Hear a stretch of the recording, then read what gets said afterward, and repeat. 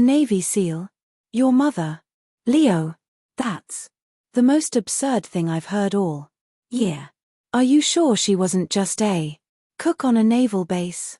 The crowd of teenagers laughed, a sharp, cruel sound that echoed in the stale air of the history classroom. Leo felt his face burn, a hot wave of shame that prickled at his eyes. He stared down at his desk, at the worn grain of the wood, focusing on a deep scratch to keep from looking at the smug, condescending face of his teacher, Mr. Harrison. He said nothing. He did nothing. He just sat there, a statue of humiliation, while his mother's honor was picked apart for sport. But across town, a woman whose hands were as steady as stone was cleaning a rifle she hadn't touched in years, a quiet ritual of memory and discipline. She didn't know what was happening in that classroom, but a lifetime of training had taught her that the most dangerous threats are the ones you don't see coming, the ones that fester in whispers and assumptions. If you believe that true strength doesn't need to announce itself, type silence in the comments below. Mr. Harrison leaned back in his chair, basking in the glow of his students' sycophantic laughter. He was a man who believed his authority was directly proportional to the volume of his voice. Let's be realistic, class, he continued, gesturing expansively with a piece of chalk. The Navy SEALs are the absolute pinnacle of masculine strength, the best of the best. We're talking about men who can run for 100 miles, swim in frozen oceans, and endure things that would make a normal person break. It's a world of grit and iron. It is not. He paused for dramatic effect, letting his gaze fall with theatrical pity upon Leo. A place for someone's quiet suburban mom, who probably spends her days gardening. More laughter, this time louder, more confident. Leo felt a knot tighten in his stomach. He could see his mom in his mind's eye. Calm, precise, her movements always efficient. Her voice rarely raised. He remembered the scars on her hands he wasn't supposed to ask about.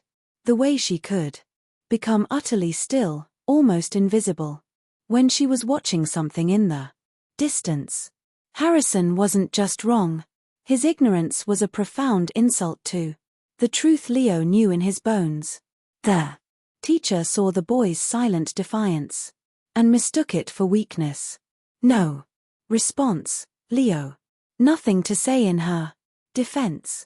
I suppose the fantasy can only go so far. The final bell shrieked. A merciful end to the ordeal. But the teacher's words hung in the air. A poison that would follow Leo all the way home. When Leo walked through the door, the carefully constructed dam of his composure broke. The story tumbled out. A torrent of shame, anger, and frustration. His mother, Evelyn Reed, listened without interruption. She stood at the kitchen counter, wiping down a spotlessly clean surface, her posture perfect, her expression unreadable. There was no flash of anger in her eyes, no gasp of maternal outrage. There was only a profound, unsettling calm. She absorbed her son's pain, processed the data, and calculated a response. When he finished his voice, she simply dried her hands on a towel, folded it perfectly, and placed it on the counter. Understood, she said. The single word carried more weight than 1,000 promises. She walked into her home office, a room Leo was rarely allowed to enter. He watched from the doorway as she picked up a secure satellite phone, a relic of a past life that was never truly past. She dialed a number from memory. Her conversation was a masterpiece of brevity, tried and actual. "This is Echo," she said, her voice low and clear, devoid of emotion. "Requesting A courtesy muster. Affirmative. Location. Is Northgate High School. Time 0800. Tomorrow. Full dress. Thank you. She ended the call and looked at her son. A flicker of something, not a smile, but a deep, unbreakable assurance passed through her eyes. Get some rest, Leo. The truth has a way of making itself known. The next morning began like any other at Northgate High. The usual cacophony of slammed lockers, shouting, teenagers, and morning announcements filled the halls. Mr. Harrison was holding court in the faculty lounge, regaling his colleagues with the hilarious story of Leo's delusional claim. Then the sound began. It was subtle at first, a low, rhythmic hum that was felt more than heard, a vibration in the soles of their shoes. Students in classrooms facing the quad paused, looking up from their books. The hum grew into a distinct percussive beat, the sound of hundreds of perfectly synchronized steps on asphalt. It was the sound of discipline, the sound of purpose. Teachers and students alike drifted towards the windows, their chatter fading into a collective, confused silence. On the central lawn, a river of navy blue and white was flowing onto the campus. 200 men, all in immaculate dress uniforms, marched in perfect formation, their lines impossibly straight, their movements a single unified expression of precision. They filled the quad, forming into a silent, formidable block of humanity, and then as one, they stopped. The sudden, absolute silence that followed was more shocking than the sound of their arrival. It was a heavy, expectant quiet that crushed all other noise. Mr. Harrison stared, his coffee cup halfway to his lips, his face a mask of bewildered annoyance. This had to be a prank, a ridiculous, over-the-top senior prank. It had to be. Evelyn Reed arrived 5 minutes later. She didn't drive a tactical vehicle or a government sedan. She pulled into the visitor parking lot in her 10-year-old station wagon. She wore simple jeans, a plain gray sweater, and practical boots. She was utterly, deliberately unremarkable. As she walked toward the quad, the assembled faculty and the gaping student body watched, confused. This woman, this was the cause of the disruption. Mr. Harrison, his annoyance now boiling over into self-righteous anger, stormed out of the administration building to intercept. Excuse me, he shouted, his voice shrill. I am a teacher at this school and I need to know what in the world you think you're doing. This is an unauthorized assembly. You are disrupting the educational environment. Evelyn didn't even look at him. Her eyes were fixed on the formation of men standing like statues on the grass. As she approached, a path cleared for her. The sea of blue and white parted without a single command being spoken. A silent instinctual act of deference. She walked through the ranks of the most elite warriors on the planet as if she were walking through her own garden. She came to a stop. Before them, her back to the school, facing the men who were her brothers. Her legacy. At that moment, the school's principal, a retired army colonel named Miller, stepped out onto the porch. He was an older man with a quiet authority that Harrison desperately craved but could never possess. Miller's eyes scanned the scene, not with confusion, but with a dawning, profound recognition. He saw it all. Principal. Miller's gaze wasn't on the spectacle. It was on the details. He saw the golden trident pinned to their chests, of course, but he saw more. He recognized the subdued unit patches, the specific campaign ribbons, the almost invisible lapel pins that signified membership in organizations that didn't officially exist. He saw men whose faces he'd only ever seen in grainy intelligence photos. Legends whispered about in classified briefing rooms. He saw living history standing on his high school lawn. His eyes then fell on Evelyn Reed on the way she stood. It was a posture he knew well, parade rest, but relaxed, a stance of command so ingrained it was as natural as breathing. He saw the way 200 of the world's most dangerous men stood, utterly still, their unwavering attention focused solely on the unassuming woman in front of them. It was a display of respect so absolute, so powerful it made the air crackle. Mr. Harrison, oblivious, continued his tirade. This is completely unacceptable. I demand you have these men leave at once. Miller walked calmly over to the sputtering teacher and placed a firm hand on his shoulder. Mr. Harrison. The principal's voice was quiet, yet it cut through the tension like a razor. I suggest you stop talking now. The finality in his tone froze Harrison mid-sentence. Miller turned to face the assembly of onlookers. His expression grim, his purpose clear. He was no longer a high school principal. He was a colonel again, and he was about to restore order. For 20 years, Principal Miller began, his voice resonating across the silent quad, a commander's voice that needed no microphone. I served in the United States Army. I worked alongside operators from every branch, in every shadow of the world. We tell ourselves we understand what that means. We read books and watch movies. But we have no idea. He gestured toward the silent formation. Do you know who these men are? Look closely. Standing in that third rank is Senior Chief Petty Officer Marcus Thorne. He held off an enemy force of 50 men alone for 6 hours to protect his wounded comrades. He is a Navy Cross recipient. Over there is Lieutenant Commander James Reaper Gallo. His team conducted the highest altitude halo jump in combat history. The man on the far right is Master Chief Petty Officer David Chun, one of the most decorated combat medics in the history of naval special warfare.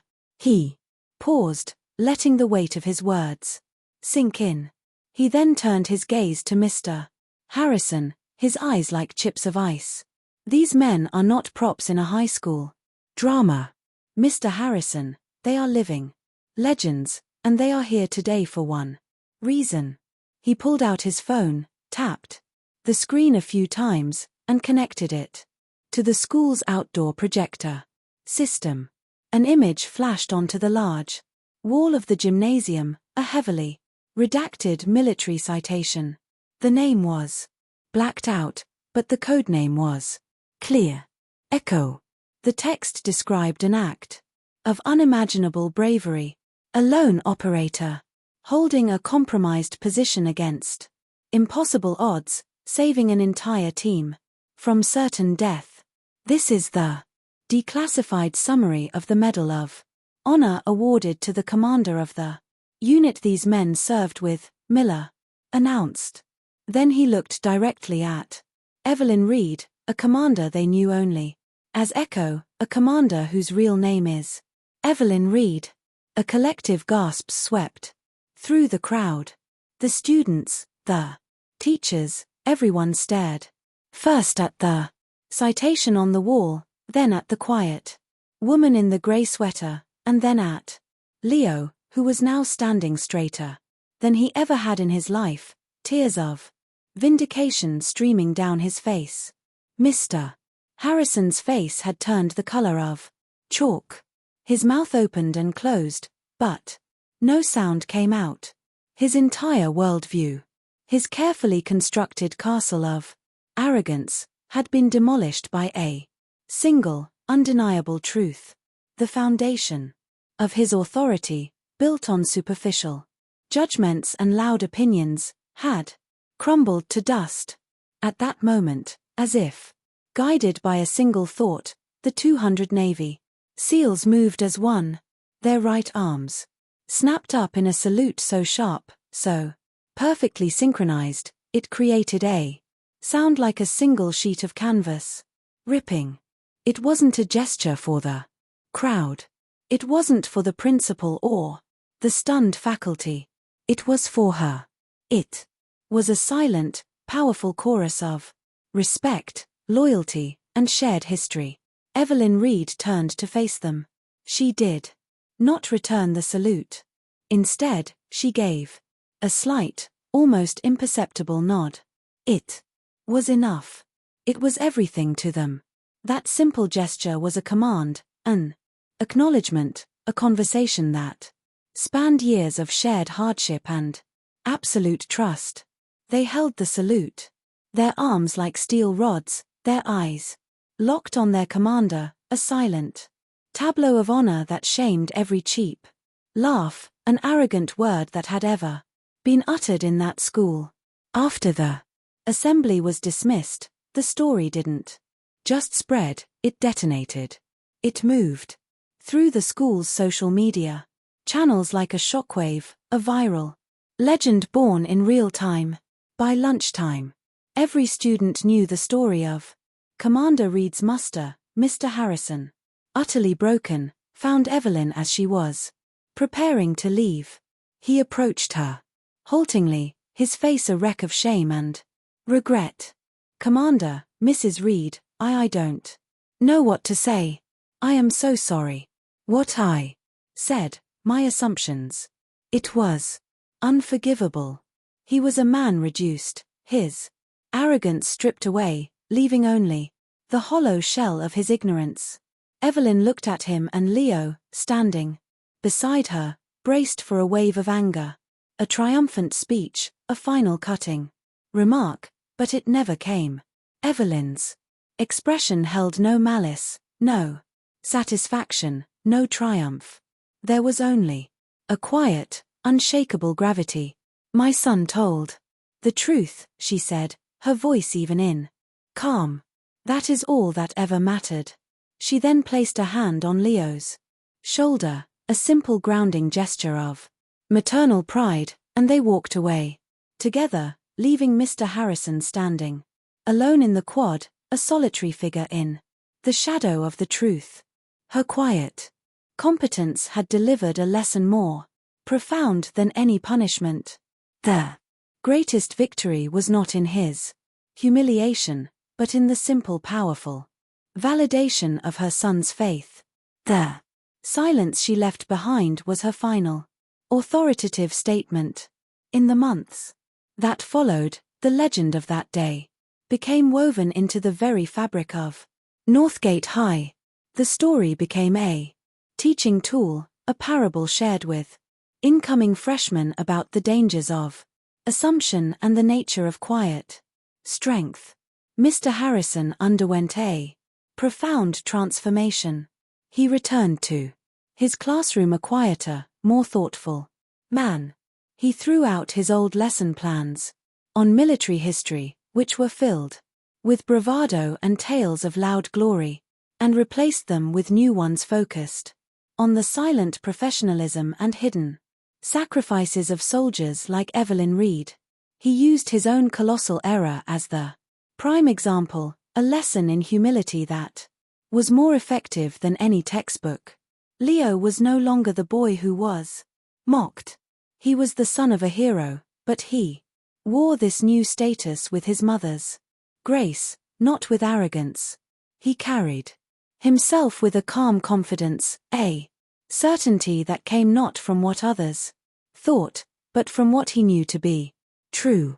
The school, guided by Principal Miller, established a new tradition, an annual Distinguished Veterans Day, where students were encouraged to learn the stories of service members in their own families.